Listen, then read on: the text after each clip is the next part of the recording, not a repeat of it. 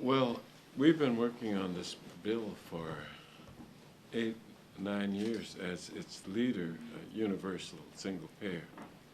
Before that, I was working on it with other members of Congress before me that were heading it up. And as a result, we've had so many hearings, so much testimony, so many former patients or people that should have been patients that weren't.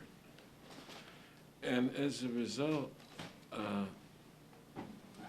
remember I came and got Joel Siegel one day because the complaints, the testimony was filling up all of our cabinets on the wall. And I said, Siegel, enough of this, hearing these sob stories. We know that they're terrible, they're heart-wrenching. I said, but I'm sick of them. I mean, what am I going to do? I've got a wall full of files with cabinets with tragic stories in it. You know, it doesn't do a thing. I mean, after a while, of course you're sympathetic, but that doesn't. I said no more. I don't want to hear any more of it. Let's work on what it is we want to accomplish. What is it we're going to do instead of documenting this? And he said, okay. So we went a little while to another hearing, and I heard a case. To make it short, I came back the next week. I said, we're going to keep collecting these files, Congressman Fauntleroy. We're going to keep collecting these files, no matter. I don't know what I'm going to do with all of them. And so we have kept going on hearings. Come to New York, come to Louisiana, come to Los Angeles, come to Atlanta, come to Flint, Michigan, come to Florida, come. But today, Sheila Jackson Lee, who serves on my committee, a senior member of Judiciary, she said, I want to put this together, so forth and so on. We said, okay, so another hearing. We've had hundreds of hearings. Today was a transformative moment in the history of us accomplishing our goal. It was the right, unusual, prophetic grouping of not just witnesses, but people that didn't testify. We're all in this room. I don't think there were over 100 people, maybe 150, a few coming and going.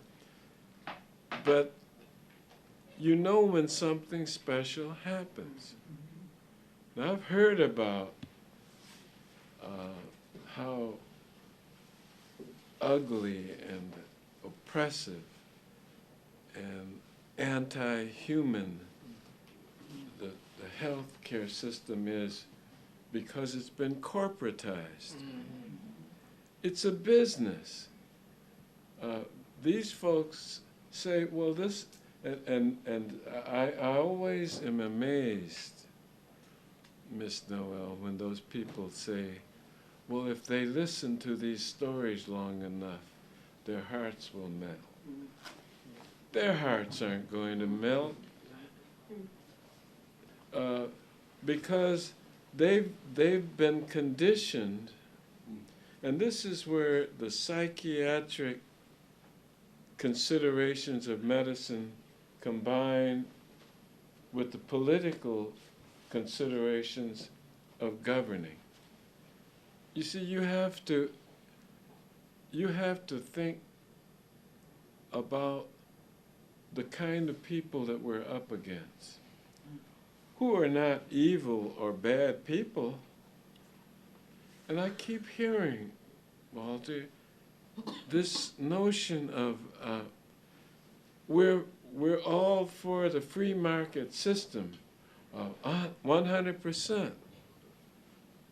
Well, you can't hear this for as long as we have, with Martin setting the parameters for understanding this, to then say, we're for the free market system. I'm not so much for the free market system that allows this kind of thievery, this kind of criminality, this kind of inhumanity to go on sanctioned and legal.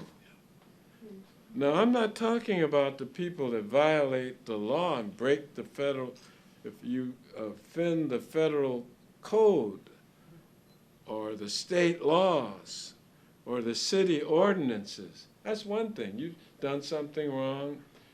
We want to find out if you did it, and then there are penalties. But I'm talking about a system where you don't have to break any laws, where you can announce in advance that we're going to double the cost of you procuring health coverage. And the point has been made so many times just here today. Health care and health insurance is two different things.